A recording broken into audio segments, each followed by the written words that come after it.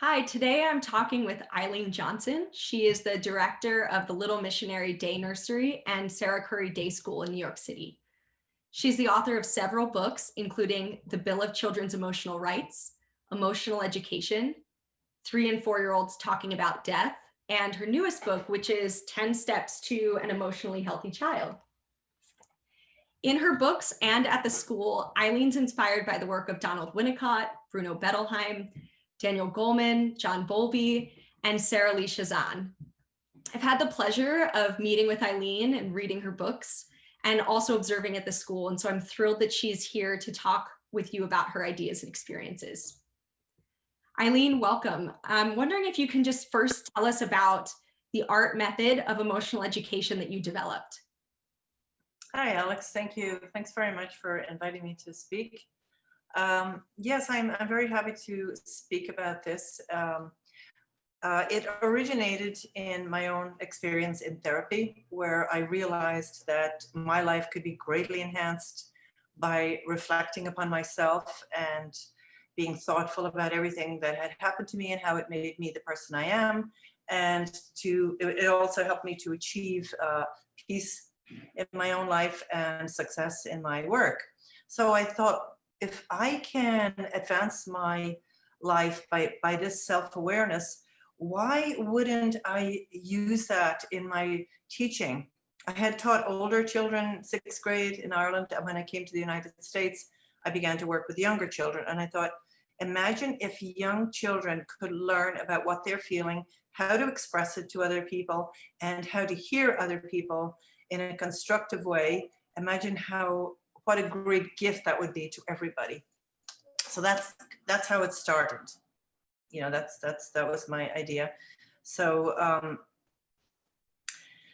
how did it come about? So I thought of the acronym because I think there are 3 very important parts to teaching in an emotionally aware way.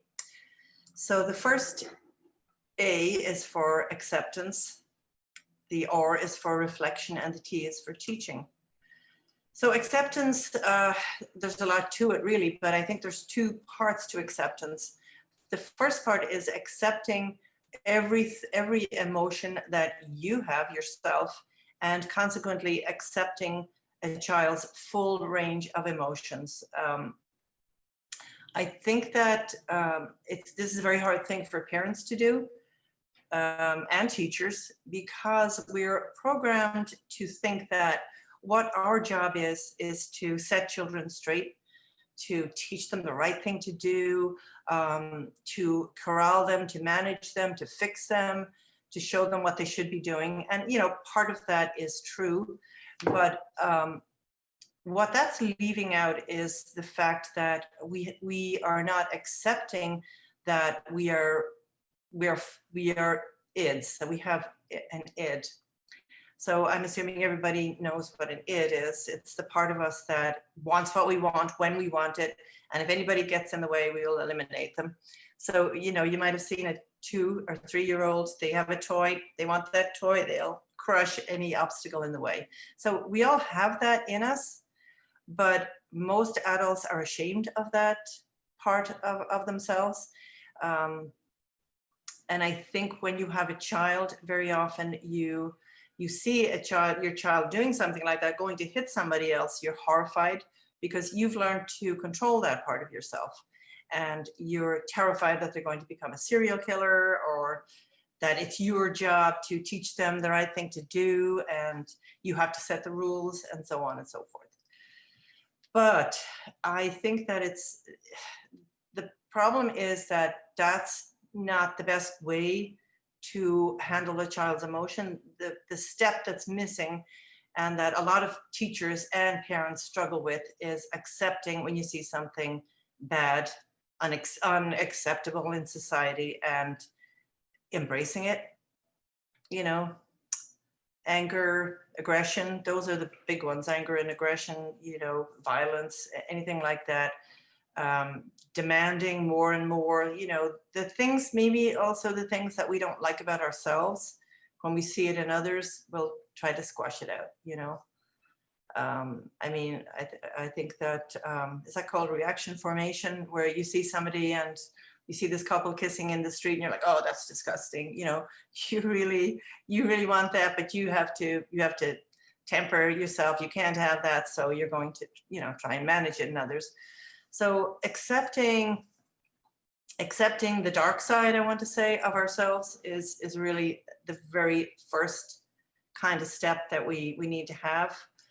And accepting, so when you see a child, you know, hurting somebody else, or being greedy, or selfish, or any of the things that the labels that we put on children. And children, here's the thing too, children like to perform. So when there's crying, when they're throwing themselves on the floor, they're acting out, literally acting out something they don't have the words for. So they can't say, you know, Eileen, I think I really would like to have a little more food because that girl is getting, they can't do that. They don't have the words for it. So they'll show you. So they're really performing, you're at a play. So you need to, first of all, accept what you're seeing in front of you and understand what it is. And if you are able to accept the dark side of yourself, you can accept the dark side of the child. Oh, they're feeling jealous, they're feeling lonely. So I mean, that requires some pause. It requires you to stifle your first instinct tends to be, stop it, don't do that. Why don't you say this to her and this will be okay? Why are you so jealous? That's our sort of conditioning, I want to say. Teachers and parents, we're conditioned to want to fix a child's problems, to sort them out. Don't say that, it's not nice. We don't do that in our family, and so on and so forth. So, but that's skipping the most important step, because a child needs to know the name of that. What is it I'm feeling? You know, why am I feeling this way? And what do I do with all these feelings? So if you just stop it and say, sit down, be quiet, everything will be okay, just leave it to me, they're really not developing that muscle at all. And they don't know what they feel. I mean, when I was a kid, I was told, you're upset, don't cry, you're not upset. I was literally told, you're not upset. Or I was told, you're ruining your face when you cry, you know, because people couldn't tolerate that. So I suppose it's hard for parents to tolerate the unhappiness that they see in their child when they're saying goodbye in the morning. Oh, you're fine, you're fine, you're fine. It's painful. It's painful to see your child crying or misbehaving. It's embarrassing. So being able to tolerate uncomfortable feelings is very important. You know, now we're sort of on to the next step of reflecting. So rather than managing, you could say something like, oh, I noticed you grabbed that. Just leave that sit out there like that. Because just leaving an observation for the child to respond to. You can, yeah. There's many levels that you can do that on. You can add more words or more.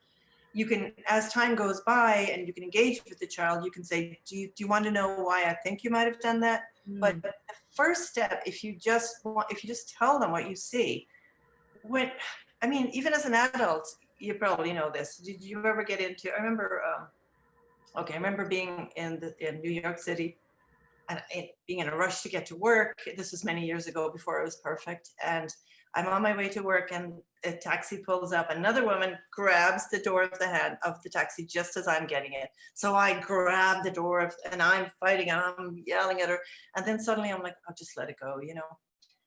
So afterwards I thought that was ridiculous. Why did I do that? You know, and I couldn't even see myself in that moment. Afterwards, I pictured it. It was funny when you picture it afterwards, but I couldn't see myself, what I was doing in the moment. I was so on fire with the feeling. So imagine how much more that is true for a child.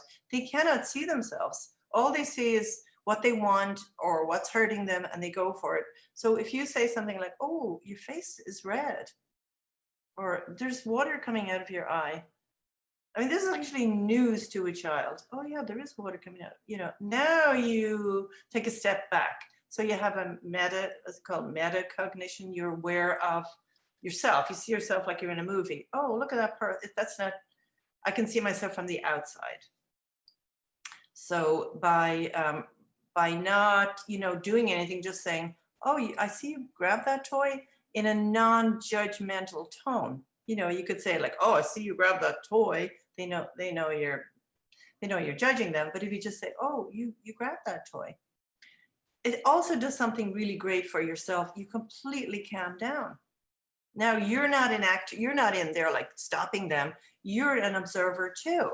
So you can be calm and you can be relaxed, and teachers have a much better day when they don't engage with trying to fix everything, by the way. If you can take a step back and say, oh, I see you just hit that boy. Why do you think you did that? That sort of thing is very calming for you as well as them. So that's the sort of the second step along the way, is reflecting, and you can just do a simple like a therapist would do, or you can just nod and smile at it if a child is crying, and you can just let them cry. Oh, you're sad, but that means you have to accept that it's okay for that child to be sad. So by you accepting that, they don't feel weird. Like you just said a minute ago, parents tend to say things like, oh, we don't do that. So I think so I was wondering a few years ago, what's the difference between guilt and shame? So guilt is, you need to have guilt. You have to have guilt. If you don't, then you wouldn't feel bad about hitting people or stealing or doing things like that. But shame is something that's not comfortable at all. It just makes you feel weird. So I think I figured out that what shame is feeling outside of a group. So when a parent says something like, we don't do that, you are making a child feel ashamed because they're not like you. They're not like us. You're an outsider now. We don't do that, but you just did that. So I feel that's a really wrong thing to do, because now the child thinks, ooh, it's shameful to be angry. If I'm angry, I'm not one of you, so I can't be angry. But people have to be allowed to be angry or jealous or sad or whatever. The second part is reflecting, and that can be done in, spontaneously. And you can reflect by commenting, by just a word, I see, or an observation. Oh, I see the two of you are reaching for the same toy. Do you both want it? Or something like that.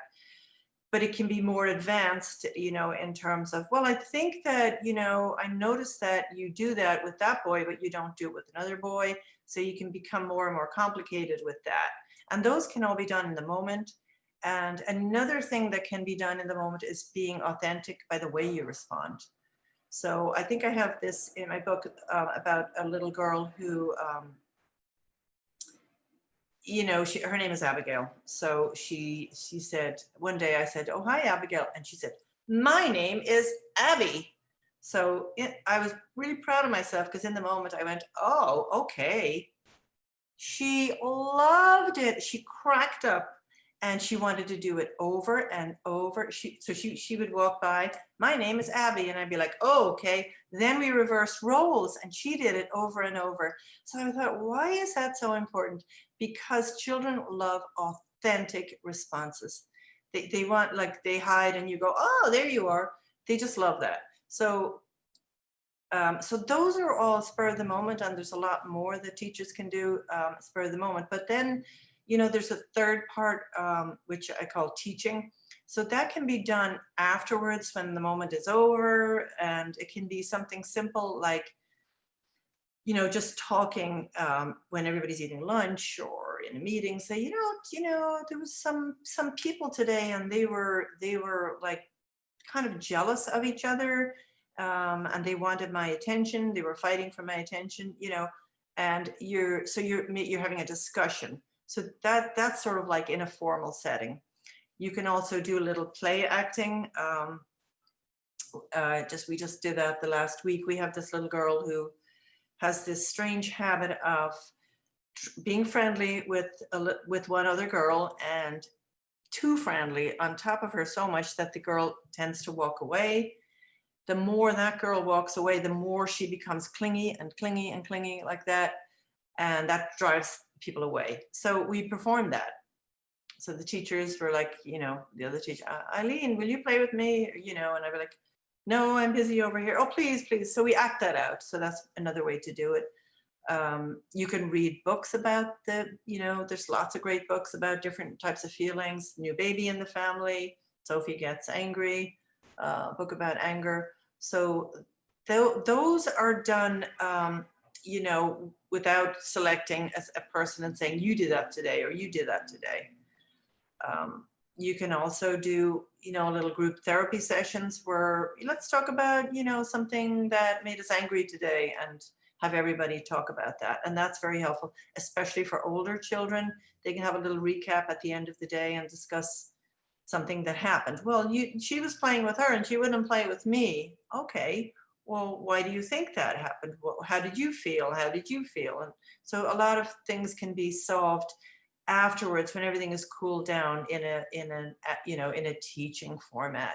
So there's different ways of doing. There's all kinds of different, creative ways that teachers can think of to do those little lessons, emotional lessons. I appreciate that you've given us examples of that in the moment, authentic responses, as well as the teaching later on. Because I have a lot of students who are pre-service teachers who are very worried about saying just the right thing at that moment. And it sounds like you're saying that there's multiple opportunities, or that in that moment, it's not about saying one particular thing. Yes. Yeah. Yeah. You can't really script something. I think it's really important to be in tune with what you're actually feeling in the moment, and to be comfortable enough to give an honest reaction, which is not the same as saying to a child, oh, you made me angry. That's absolutely not okay, because you're not actually being honest there. You are not accepting responsibility for your feelings. So you're pushing it off onto somebody else. So it's never okay to say, you made me feel this way, or you did this or that. But it's always okay to say, I was really worried when you climbed on that table, or something like that. It's always best to go back and say, well, how was I feeling? And it's okay to say how I'm feeling. But I understand why teachers might be nervous, because you don't want to make a child feel guilty or ashamed in the moment. So it's good to be nervous. It means you're like an actor. And I think being a teacher is sort of like being an actor. You're doing improv, and there shouldn't be a script. There should never be a script. You always have to respond to what's going on and be in the moment, and be nervous. Am I going to say the right thing? Because you never know. You never know what can come up at any moment. That's really powerful. That's a powerful line, that there should never be a script. Right. And in particular, because you don't know the children that you're going to be working with in advance, or even on that day, the feelings that they might be bringing in. That's right. And it's always good if you can get, your boss or the director or whatever to give you the permission to not be stuck in a routine either. You might be reading a story and everybody's like all over the place, and you might be like, all right, let's just get up and scream. Let's just run around. Let's hit something, and then now you're fine. Or let's go out. So, children are people with intense feelings. So it's good to always have structure. They love structure, but it's good to be able to say, let's do it a different way now. Be flexible. I'm wondering if you can share with us an example of putting that ART method into action. Well, I have an extreme, I'll call it an extreme case, only because this child presents a lot of difficulties, even to me, after all this time, because he's got a very unusual disability. So it's, but I'll explain it, because it's interesting to see the path we've taken and how far we've come. So when he initially interviewed for the school, the parents come in with the child and a couple of other parents, and they come into the room, and parents are always nervous. They meet the teachers. It's a Saturday morning, and we spend a half an hour we're observing the children, and we're listening to the parents. And what we're doing then is we're really trying to pay attention to, first and foremost, do the parents really get what we're doing here, and do they really want it? And if so, they're in. We really want parents like that, because they'll be happy, we'll be happy, and we can work together. So this little boy has aniridia, which I'd never heard of before. It means that he has no iris. And it's quite mysterious because they don't fully know what he can or can't see, but he's impaired. So we saw him in the room, and he was sort of lurching from one thing to another, stumbling into things.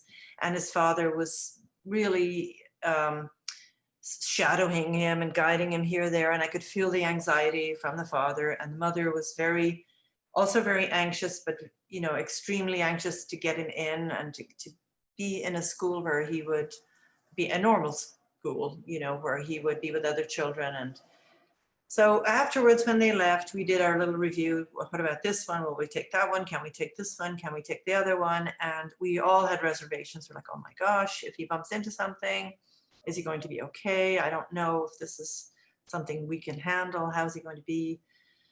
There wasn't a huge, great prognosis for him. His sight may diminish, very well diminish. He can get glaucoma. So I thought about it, and we thought about it. And then, we just could not resist taking him, because he was adorable. The parents are so loving and so devoted. There was something just magical about him. We really wanted him. So we took him, and they were thrilled, and so the first year when he was 2, he was very robotic. I'd visit him occasionally, and he would just pick up little things, toys, and he would just look at them.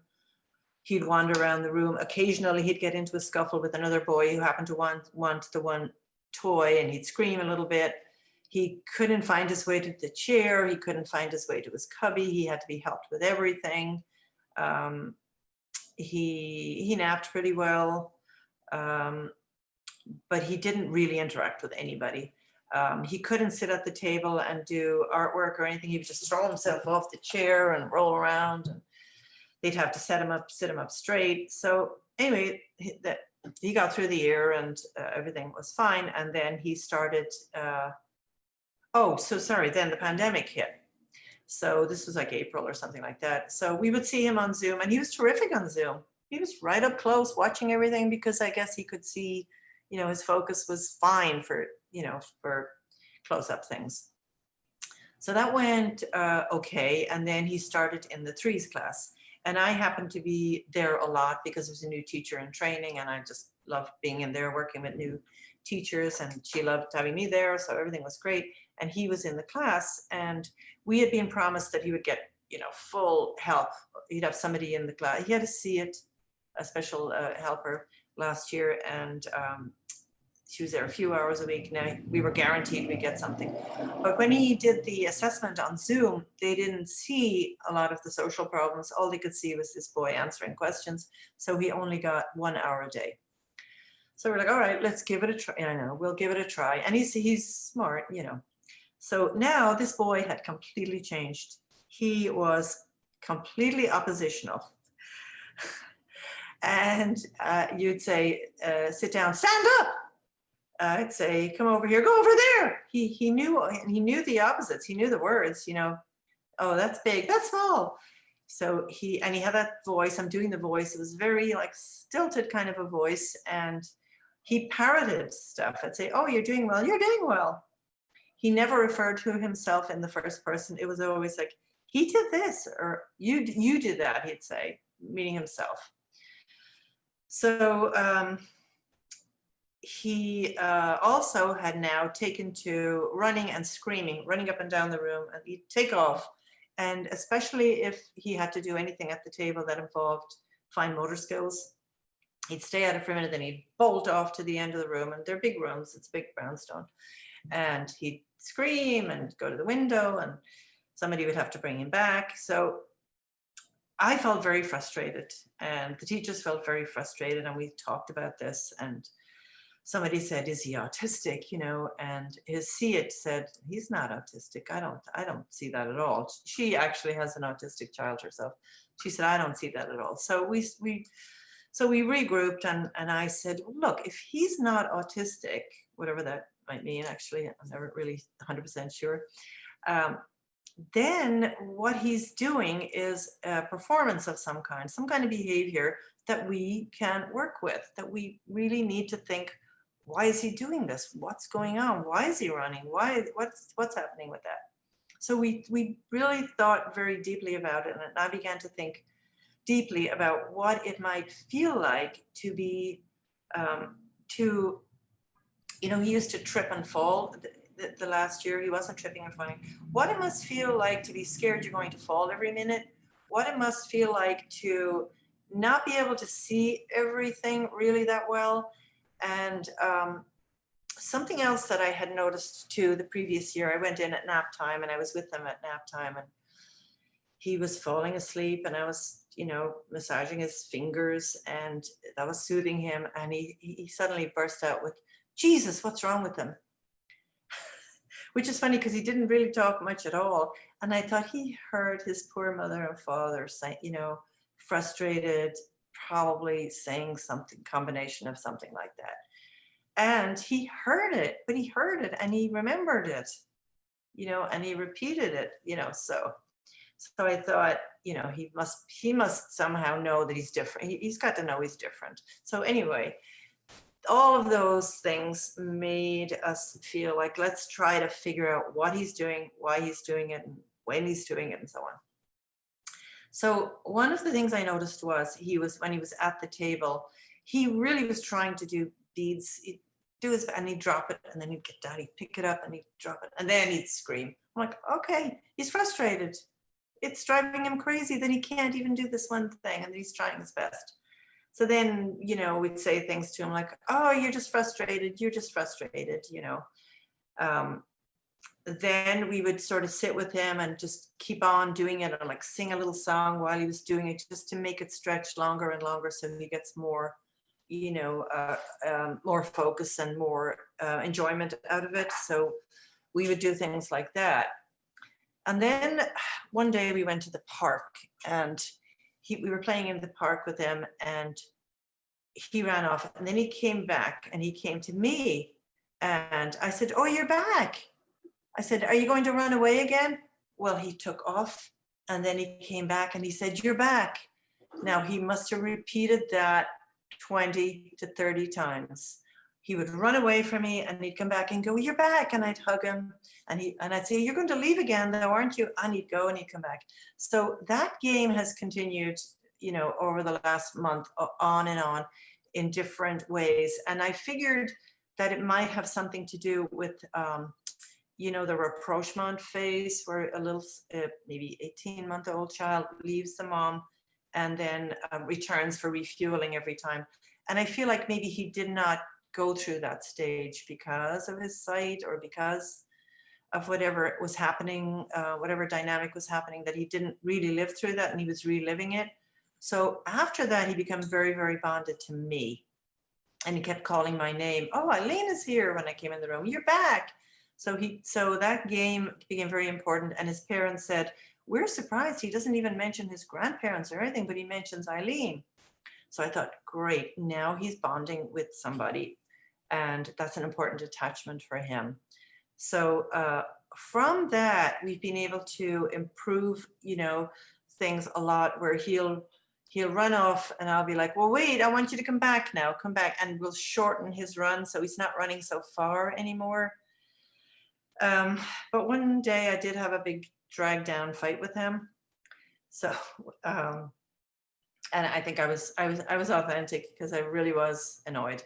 So he was sitting at the table, and I had set up this activity for him, and on one table, but he went to another table, and I knew he's not going to like this. I can't even fix those things. They're too hard to do. So we sat there, and I said, do you really want that? Don't you want to try the other one? And he's like, no, this one. So I said, okay, it's a little hard for you. I'm just saying it might not be hard. It's not hard. So I said, okay. I said, but this other one is You could come over here. No, I'm going here. And I said, you know, you don't have to be so mean to me. I said, I'm just trying to help you. And he, um, he said, be nice. I'll be nice. Be nice. He didn't even say I. Be nice. And I said, okay, if you're nice, I can work with you. But if not, I'll go over here. No, mean. So he was like back and forth. Nice, mean. He was doing that to me. I said, you know what? I'm just going to walk away because I don't want to be around you if you're mean. So he starts screaming then, oh, and I said, you know what? I think that you're really upset and you just don't know how to calm down. Is that right? And he went like that. And I said, do you want help? And he threw out his arms to me and I hugged him and we bonded. He cried. I never saw tears coming out. Tears and tears were coming out. So then I put him on his lap and I said, oh, I said, I know. I said, I get so frustrated too. I said, when my husband comes in, he says, Eileen, you know, you're making a mess. I'm like, no, I don't want to make a mess. So I pretended to be him, you know. I'm like, and my husband says, just calm down, Eileen, it's going to be okay. And I'm like, no, I can't do it. I'm no good. So what's wrong with me? Something's wrong with me. I know. And he's listening to all of this with his eyes wide open in a way I never saw before. He's hearing me performing what I think he might be feeling.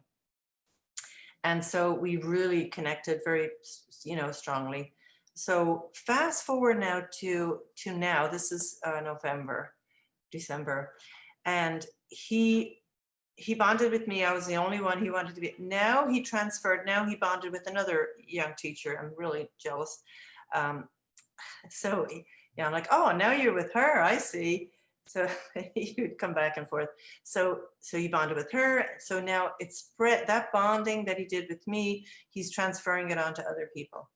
Now he still has problems. He still screams a lot, and I honestly not sure how to handle that. You know, sometimes I'll scream with him. I think it scares him. I don't know, but I'm struggling to think of how to help him with whatever he's going through. It's a very unusual case, but we came an awful, oh, and now he sits at the table for long periods of time, he'll stay with something.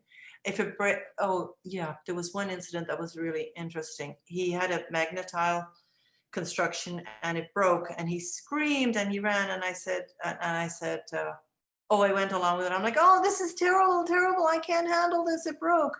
And instead of him running, he came over to me and he watched me, and a group of other kids get involved too. This other child came over and said, Eileen, just take a breath. So I was like, okay, you know. And he said, we can build it again. And so I said, oh, that's right, we can build it again. So that became a little mantra then. Anytime he would I'd sit close to him and he'd build, and I'm like, you know, if it breaks, we can build it again. So he performed that scene over and over, breaking it, running. But now, you know, now he wasn't actually running, he was performing. It was slightly removed, you know, because it became a ritual. He'd break it and then he'd fall on the floor and other kids would say, take a breath. So it kind of took on another level of that he's conscious that he's doing it. He's not just flipping out. He's like, oh, now I'm going to throw myself on the floor. So it's been really fascinating working with him. I don't know where it will go next or what I'll do about the screaming. Not sure where to take that one. I appreciate your vulnerability there and sharing that you're not quite sure the answers yet. Something that I was struck by as you're telling that story is, while you're honest about and you demonstrate your frustration too, you also talk about feeling joy, I think, when you're connecting with the child. Can you talk about those feelings that you've had? Yeah, it's incredibly joyful because you really feel like when he was on my lap and I was, you know, performing this, you know, I was tapping into, you know, feelings of frustration I might have had, or feeling it not good enough, or feeling something's wrong with me. I think we all get those feelings. And his eyes are wide open. I mean, they're always open, but it was a really different look. It was a very vulnerable look. So while I was doing that, I was feeling that I was swimming in this ocean that we're all swimming in. This feeling like, you know, it's such a relief to be honest, to be exposing vulnerability, to be exposing your own, you know, your own deepest feelings, and to know that you're doing that because you care about another person and because you're helping them to expose their feelings, and that by connecting, you're actually healing them. And honestly, I feel like I'm excited going to school every day to work with this boy. I'm not sure why, but it is really very exciting to think that you're breaking away whatever shell is around him and helping him to improve. It's very, very joyful.